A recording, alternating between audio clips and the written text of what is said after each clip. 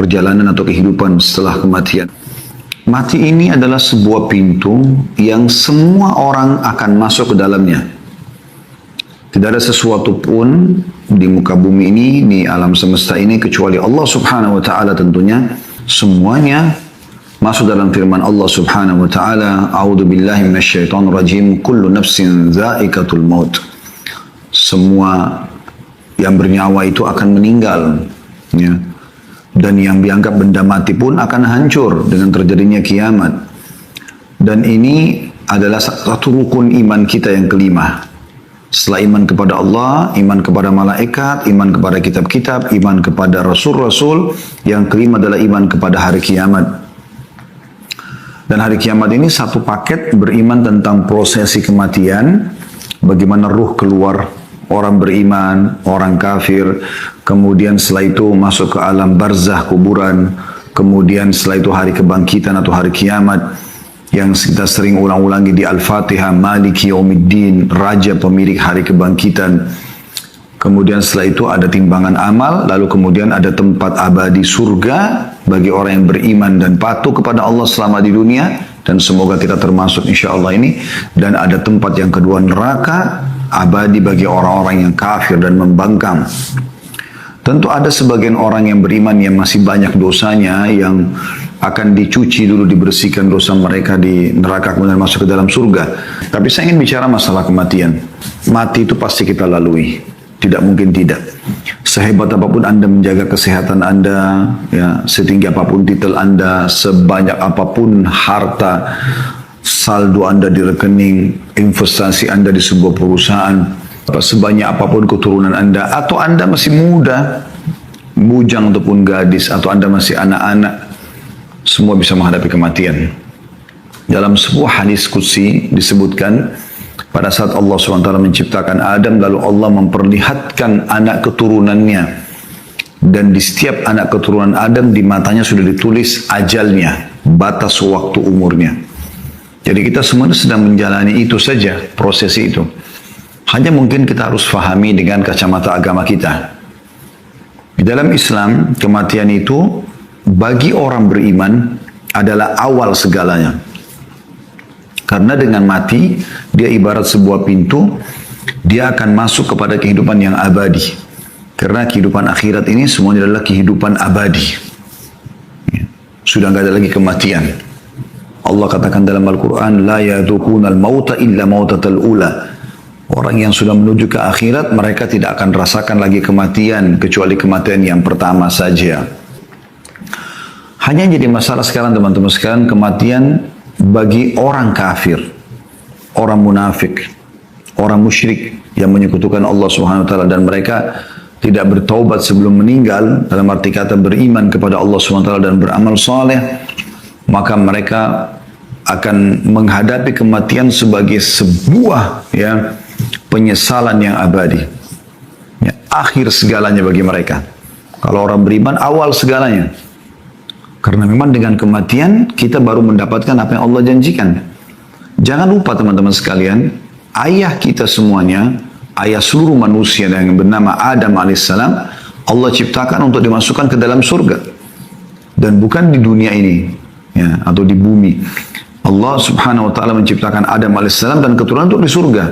Lalu Allah subhanahu wa ta'ala menguji Adam alaihissalam dengan diturunkan di muka bumi. Lalu diturunkanlah syarat-syarat, peraturan-peraturan. Siapa yang patuh dia akan kembali ke surga. Siapa yang membangkang disiapkan tempat lain, yaitu neraka. Apa yang menjamin sekarang saya dan Anda? Saya mungkin di ruangan ini, Anda mungkin di tempat Anda masing-masing. Seseorang di antara kita tiba-tiba melihat malaikat maut. Dan itu pasti terjadi. Tidak mungkin tidak. Apa kata Nabi SAW? Kalau orang beriman akan melalui kematian, maka akan datang kepadanya 3 sosok malaikat. 1 malaikat maut di ubun-ubun kepalanya, 2 malaikat kasih sayang di kiri kanannya, membawa kain kafan dari surga. Kemudian malaikat pun akan mengatakan, hai jiwa yang baik, keluarlah kepada rahmat dan karunia Tuhanmu. Maka roh itu keluar dengan sangat cepat seperti air dari mulut kendi. Belum sesaat keluar, dipegang oleh malaikat rahmat kasih sayang tadi, lalu dibungkus dengan kain kafan dari surga, lalu dibawa ke langit, menembus 7 lapis langit, menghadap kepada Allah subhanahu wa ta'ala. Ya. Kemudian setiap malaikat yang dilewati oleh roh tersebut bertanya kepada malaikat yang membawanya, siapa ini? Ruh siapa ini? Karena mengeluarkan bau lebih wangi dari kasturi, dari bau kasturi. Semoga kita insya Allah termasuk itu. Maka malaikat rahmah mengatakan, Fulan bin Fulan, namanya yang paling baik di dunia. Ini penyampaian Nabi SAW, bukan penyampaian saya. Ya, ini wahyu yang diberikan bocorannya kepada kita. Bagaimana prosesi orang kalau meninggal itu. Maka malaikat-malaikat mengatakan, semoga Allah membiarkan ruh ini lewat di sisi kami, karena wanginya. Lalu terdengarlah suara dari langit mengatakan, catatkan hambaku ini termasuk penghuni surga, kembalikan dari dunia, karena di sana saya ciptakan, di sana pula saya akan bangkitkan. Maka dikembalikan ruhnya bersamaan dengan jasadnya diantar oleh para kerabatnya atau tetangga-tetangganya. Pas tiba di kuburan dimasukkan, kata Nabi SAW, 3 langkah mereka pulang, dia masih bisa mendengarkan suara sendalnya. Kemudian, ya, datanglah 2 malaikat, Munkar dan Nakir, menundukkannya lalu menanyakan, siapa Tuhanmu, siapa Nabimu, apa kitabmu. Dan ini benar terjadi. Nabi SAW sampaikan dalam hadis sahih. Lalu menanyakan kepadanya, siapa Tuhanmu, siapa Nabimu, apa kitabmu. Kalau dia orang beriman, kata Nabi SAW, maka dia masuk dalam firman Allah, yuthabbitullahu alladhina amanu bil qawli tsabit fil hayatid dunya wa fil akhirah. Allah akan menetapkan di lisan orang-orang beriman untuk bisa menjawab. Selama di dunia, kenapa kau sholat, kenapa kau puasa, kenapa kau gini, dia punya jawaban, ada dalilnya. Ya, dan di akhirat, maksudnya di alam barzah, di kuburan, dia akan bisa menjawab pertanyaan malaikat tersebut. Setelah dia jawab, Tuhanku Allah, Nabiku Muhammad, kitab Al-Quran, maka dibukakan baginya pintu neraka. Api panas yang bau yang tidak sedap. Dia ketakutan, kata malaikat, lihat dari apa Allah selamatkan dirimu. Ditutup, dibuka pintu surga, terciumlah padanya wangi-wanginya, dan dia kagum. Malaikat mengatakan, ini tempat kau sekarang.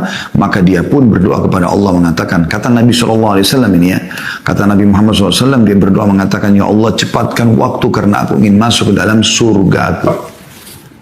Lalu kemudian datang di sebelahnya orang yang tampan, wangi, bersih. Dia kagum. Maka orang itu mengatakan, saya adalah amal soleh yang akan menemani kau sampai hari kiamat. Lalu terdengar suara mengatakan, bentangkan kuburan hambaku ini seluas pandangan matanya. Mungkin kalau kita lihat orang yang masih hidup ini, kita lihat kuburan cuma yang lahat 1 kali 2 meter saja. Tapi ya, yang sebenarnya adalah lebih daripada itu. Orang beriman lebih luas dari pandangan matanya. Lalu dibukakan, hamparkan permadani dari surganya, maka terciumlah baginya bau surga tersebut dan dia menikmatinya walaupun dia belum bisa masuk ya. Maka jadilah kuburannya taman dari taman surga. Semoga ya Allah kita termasuk ini semua.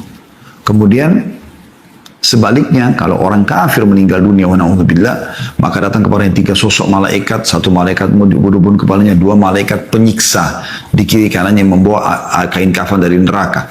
Kemudian malaikat maut dengan marah mengatakan, keluarlah hai jiwa yang busuk, keluarlah kepada keburukan Tuhanmu.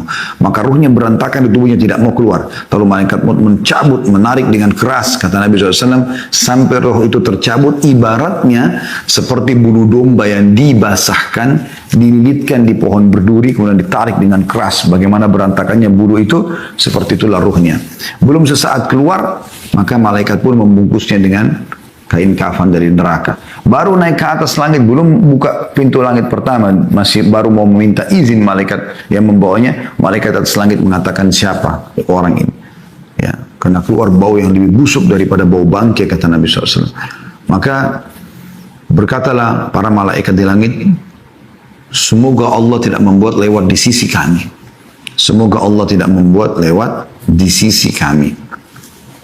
Kemudian setelah itu terdengar suara dari langit mengatakan, setelah orang malaikat yang membawanya mengatakan, Fulan bin Fulan, namanya Fulan bin Fulan, malaikat yang di langit mengatakan, semoga Allah tidak buat lewat di sisi kami. Dan ini disebutkan nama paling buruknya di dunia ya. Kemudian terdengar Allah berfirman subhanahu wa ta'ala, catatkan hambaku itu termasuk penghuni neraka, karena di sana, dan kembalikan di dunia, di sana saya ciptakan, di sana pula saya bangkitkan. Lalu diantar ruhnya bersamaan jasadnya dimasukkan ke dalam liang lahat. 3 langkah pengantarnya pulang, dia masih bisa dengar suara sendal, setelah itu sudah tidak lagi. Lalu malaikat Munkar Nakir datang mendudukkan dia, lalu menanyakan, siapa Tuhanmu, siapa Nabimu, apa kitabmu. Walaupun teman-teman hafal mati jawabannya ini, maka dia akan masuk dalam hadits ini. Kata Nabi SAW, dia akan mengatakan, innama aqulu kama kana yaqulun nas. Saya nggak tahu, saya cuma ikut-ikut dulu orang bilang apa, gitu. Nah, akhirnya setelah itu dibukakan baginya pintu surga. Dia lihat permadani, buahnya, pelayannya indah sekali, baunya wangi. Lalu dia gembira, tapi kata malaikat, lihat dari apa kau haramkan dirimu. Harusnya kau bisa masuk sini, tapi kau sendiri yang buat ini. Ditutup, dibuka pintu neraka, panasnya, bau busuknya, segala macam. Kata malaikat, ini tempat kau, tidak bisa kau lari dari sini. Maka dia pun mengatakan, ya Allah jangan cepatkan waktu karena aku tidak ingin masuk ke nerakaku. Lalu datang di sebelahnya orang yang busuk, tampangnya menakutkan. Lalu kemudian dia mengatakan, siapa kamu ini? Kata orang tersebut, saya amal burukmu, dosamu yang akan menemani kau sampai hari kiamat. Kemudian Allah utus, dalam penutup riwayat Bukhari disebutkan, Allah utus malaikat yang tidak punya penglihatan dan pendengaran yang membawa sebuah besi, yang kalau besi itu seluruh jin dan manusia bersatu untuk membalikkan, mereka tidak akan mampu. Lalu dihantamkan ke orang ini sehingga dia hancur, lalu diutuhkan kembali, dihantam lagi, begitu terus sampai hari kiamat. Riwayat yang lain menyebutkan maka kuburan, ya, dinding kuburannya akan menjepit tubuhnya sampai tulang rusuknya seperti ini. Dan Nabi SAW menyatukan jari-jari beliau, ya. Jadi sebagian ulama mengatakan dua riwayat ini bisa digabungkan, antara dia dipukul sama diremukkan, gitu kan. Begitu terus sampai hari kiamat, maka jadilah kuburannya lubang dari lubang neraka. Ada sebuah riwayat juga atau athar menyebutkan pada saat dia dipukul dia teriak, dan semua makhluk Allah mendengarkan kecuali jin dan manusia. Dan kalau mereka mendengarkan, mereka akan meninggal seketika. Saudaraku seiman, hal-hal seperti ini adalah hal imaniyah, masalah keimanan. Dan ini kalau Anda membuka hati Anda dengan keimanan, Anda bisa merenungi tentu. Syukurlah teman-teman sekalian kita dapat bocorannya seperti ini. Dan tidak ada ruginya Anda mengambil informasi. Tidak ada rugi sama sekali. Malah akan membuat kita menjadi orang lebih baik. Kenapa kita jadi lebih baik? Karena kalau kita tahu ada akhirat, ada hisab. Agama ini sebenarnya teman-teman menyuruh kita jadi orang baik, kan gitu. Kita disuruh jujur, amanah, tanggung jawab, bakti sama orang tua, jenguk orang sakit, menyenangkan orang, apalah, berbuat baik, bersedekah dan seterusnya. Dan semua punya keutamaan-keutamaan yang akan kita bawa ke akhirat. Dan kita dilarang bohong, menipu, gunjing, fitnah, mukul, caci maki, apalah, mencuri, dilarang semuanya, mengganggu orang dan diancam dengan ancaman yang berat. Jadi sebenarnya Anda kalau menjadi orang yang agamis dan Anda faham masalah ini, Anda menjadi orang yang baik. Karena memang agama memandu kita untuk itu. Apalagi Anda hubungkan ini semua dengan akhirat, itu luar biasa. Kehidupan Anda akan sangat mudah, ya, Anda lalui tentunya. Itu gambaran lebih dalam tentang masalah bagaimana prosesi kematian. Ya. Saya masih ingin menitiberatkan sebuah hadis tentang bagaimana seorang mukmin boleh berprestasi di dunia. Tapi ingat, prestasinya yang halal. Dan usahakan Anda selalu hubungkan dengan akhirat. Apa kata Nabi SAW? Innamad dunya li arba'ati nafar. Dunia ini penghuninya ada 4 saja. Ya, 4 golongan gitu. Abdun razaqahullahu malan wa ilman fahuwa yattaki fihi rabbah wa yasilu fihi rahimah wa ya'lamu lillahi fihi haqqa fahadha bi afdalil manazil. Golongan yang pertama, dan ini yang paling terbaik, semoga kita termasuk dalamnya insya Allah, adalah seorang hamba yang Allah karunia dia harta dan ilmu, malan wa ilman. Kemudian dia bertakwa kepada Allah di keduanya. Maka dengan harta dan ilmu itu dia melanjutkan hubungan silaturahim dan dia mengetahui hak-hak Allah di situ. Dia bersedekah, dia zakat, ya, dia bersyukur. Maka ini adalah yang paling afdal di antara 4 golongan ini. Golongan kedua, wa abdun razaqahullahu ilman wa lam yarzuqhu mala. Seseorang hamba yang Allah karunia ilmu tapi belum dikasih harta. Pintar ilmu agama tapi dia miskin.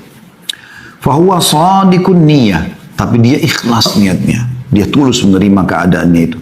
Fayaqul, kemudian dia berkata pada saat melihat tadi golongan yang pertama, yang Allah karunia ilmu juga harta. Dia sibuk bersedekah, bangun masjid, bangun rumah anak yatim, segala macam, bantu, segala macam bantuan selalu diikuti sama dia. Demi untuk mengejar akhiratnya. Golongan kedua mau buat, tapi nggak ada duitnya. Dia cuma punya ilmu. Apa kata Nabi SAW? Yang penting dia ikhlas nih. Lalu dia berkata, Lau anna li malan la amiltu bi amali fulan, fahuwa biniyatihi fa ajruhu ma sawa. Dia bilang kalau seandainya saya dikarunia oleh Allah harta seperti orang itu dan dia tulus betul-betul memang kalau ada nanti dia akan lakukan, maka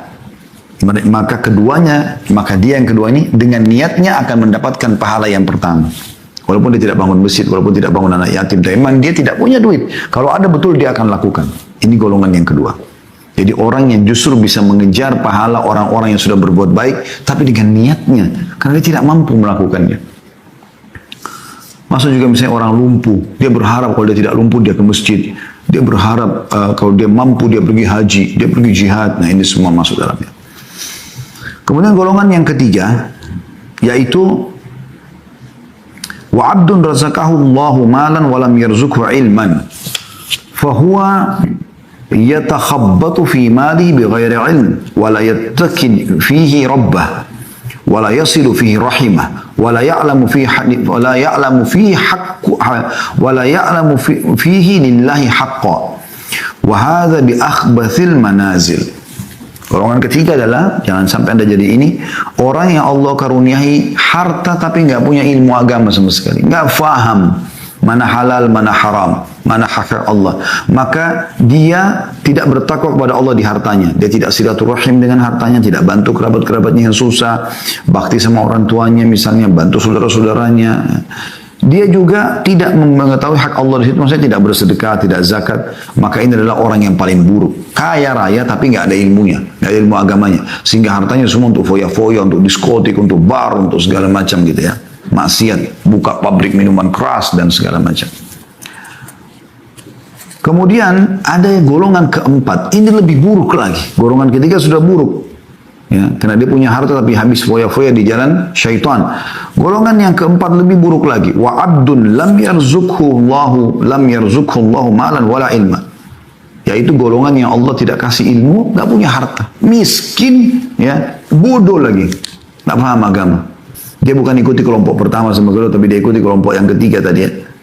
Wa huwa yaqul, sambil dia berkata, "Lau anna li malan la amiltu fihi bi amali fulan, fa huwa bi niyatihi fa wizruhu ma sawa." Lalu dia bilang, kalau saya juga punya duit, saya akan buat seperti orang yang ketiga nih. Bangun diskotik, bar, tempat maksiat itu. Maka dengan niatnya itu, mereka sama dosanya. Bayangkan ya, ini orang yang paling bodoh. Ini bahaya sekali. Dan ini Nabi SAW juga sudah berikan kepada kita bocorannya teman-teman sekalian. Kita harus sadari masalah ini. Ya. Jangan sampai kita salah dalam masalah ini. Oleh karena itu kita boleh melalui dunia, tetapi laluilah dengan cara yang benar, ya, sampai ajal datang. Sebagian salah berkata, wahai manusia, engkau membutuhkan bagian dunia, tetapi terhadap akhirat engkau lebih membutuhkannya. Jika engkau memulainya dengan dunia, maka engkau telah mengabaikan akhirat, sedangkan duniamu berada di titik bahaya. Dan jika engkau memulainya dengan akhirat, maka engkau memperoleh duniamu. Karena itu lakukanlah dengan baik. Maka ada istilah kan, siapa yang mengejar akhiratnya, dunianya akan ikut. Dan siapa yang mengejar dunia, akhiratnya akan luput. Ya, dunia boleh, ya, tetapi jangan sampai membuat kita lalai, teman-teman sekalian. Ya, jangan sampai lalai. Ingat, akhirat itu jauh lebih besar, jauh lebih banyak manfaat yang bisa didapatkan. Makanya Nabi SAW bersabda dalam sebuah hadis, perumpamaan dunia kalian ini dibandingkan akhirat, ya, adalah seperti telunjuk seseorang dari kalian yang diletakkan di dalam lautan, kemudian dia angkat. Lihatlah berapa banyak tetesan air yang ikut di jarinya dan berapa banyak yang ada di lautan itu. Dunia yang air yang kita celupkan jari kita di lautan lalu kita angkat, sedikit tersisa, apalagi kalau kena angin bisa kering. Sementara akhirat ini adalah ini yang luas. Makanya Allah bilang dalam Al-Quran kan, walal akhiratu khairun wa abqa. Akhirat lebih baik dan lebih kekal. Ya. Waktu Nabi Muhammad SAW mau meninggal dunia, sahabat banyak yang menangis, merasa kehilangan. Maka beliau dalam kondisi lemah datang memaksakan diri ke masjid, kemudian beliau naik di atas mimbar, lalu beliau mengatakan, wahai manusia, jangan kalian sedih. Karena pertemuan kita yang sebenarnya, perjanjian kita, di haudku nanti. Haud itu telaga Nabi di mahsyar. Jadi orang beriman akan ditimbang amalnya, setelah itu dia akan datang minum di haudnya Nabi SAW, di telaga Nabi. Telaga ini sumbernya dari surga, gitu kan. Jadi ada haudnya Nabi SAW. Beliau mengatakan, mimbarku di tengah-tengah haudku, aku menunggu kalian di sana. Jadi jaraknya itu yang jauh sekali antara satu kota ke kota yang lain. Jaraknya yang besar sekali. Dan diisi dengan seperti jumlah bintang-bintang di langit dari canteng-canteng untuk minum. Sampai minum seteguk saja, kata Nabi SAW, maka dia tidak akan pernah haus selamanya. Kata Nabi SAW, tidak usah sedih. Pertemuan kita ada kok. Ada akhirat. Dan saya akan pertemuan dengan kalian, aku mendahului kalian di haudku. Kita akan bertemu, teman-teman sekalian. Anda begitu melihat malaikat maut mencabut ruh Anda akan lihat semuanya sudah terbuka. Nggak ada lagi hijab bagi Anda. Anda akan melihat siapa yang sudah meninggal sebelumnya. Allah sudah buka semuanya. Anda bisa lihat surga, bisa lihat neraka. Beda dengan kita yang sekarang masih diuji oleh Allah Subhanahu wa Ta'ala. Jadi maksudnya dunia ini sebentar, kita akan tinggalkan teman-teman sekalian. Dan kematian pintu untuk menuju ke sana. Oleh karena itu, kita coba hidup untuk akhirat. Jangan yang lainnya. Bagaimana kita hidup untuk akhirat kita. Ya. Kita tahu setelah kematian itu ada kehidupan di sana. Bukan tidak ada kehidupan. Dan itu adalah salah satu rukun iman kita tentunya. Oleh karena itu, para sahabat, para tabi'in, orang-orang saleh, mereka selalu saja berbuat hal-hal yang baik dan selalu mereka tarikan adalah akhirat, adalah akhirat, adalah akhirat. Selalu begitu. Wasiat-wasiat tentang akhirat. Pernah Hasan Basri rahimahullah jalan mengantar jenazah, lalu beliau sambil berzikir. Ada satu anak muda di sebelahnya, lalu bertanya, wahai imam, imam ini kalau kita kayak kiai, kenapa anda berzikir? Kata beliau, berzikirlah wahai anak muda, karena yang sedang kita antar sekarang ini, jenazah ini, nggak bisa lagi berzikir. Setiap ada kesempatan beramal soleh teman-teman jangan sia-siakan. Selama anda hidup walaupun cuma sehari lagi, itu adalah kesempatan emas untuk beramal soleh, menambah amal anda. Jangan sia-siakan. Teman-teman demi Allah, seseorang yang meluputkan amal-amal soleh yang dia punya kesempatan, dia berharap kembali ke dunia dan memperbaiki masalah itu. Dia berharap nanti kalau meninggal, kembali ke dunia, sujud sekali kemudian dia meninggal dunia. Karena pentingnya dengan amal soleh itu, atau butuhnya dengan amal soleh. Yang lalu-lalu kita tidak bahas, tapi ke depannya kita harus perbaiki masalahnya teman-teman sekalian. Bagaimana kita selalu punya persiapan yang terbaik untuk yang kita bawa menuju ke akhirat sana. Ya. Ini penting. Kalau orang atau anak Adam meninggal dunia akan ikut ke kuburan 3. Hartanya, keluarganya, amalnya. Dan akan pulang 2. Akan pulang hartanya. Mobil Alphard Anda, mobil Ferrari Anda paling jauh diparkir di pagar kuburan. Tidak mungkin masuk ke liang lahat. Akan pulang jadi warisan. Keluarga, istri sayang sama istrinya, suaminya, atau suami sayang sama istrinya. Apa yang terjadi? Paling jauh di atas kuburan. Ya. Setelah itu, gak mungkin dia nginap, dia akan pulang. Dia bisa menikah lagi sama orang lain dan seterusnya. Yang tinggal adalah amal. Nah ini yang sering kita lalaikan. Ya sholat kita, ya puasa kita, ya ibadah kita. Yang sebenarnya akan menemani kita. Anda kalau sedang melakukan satu ibadah teman-teman, yakinlah ibadah ini akan kita temukan hasilnya.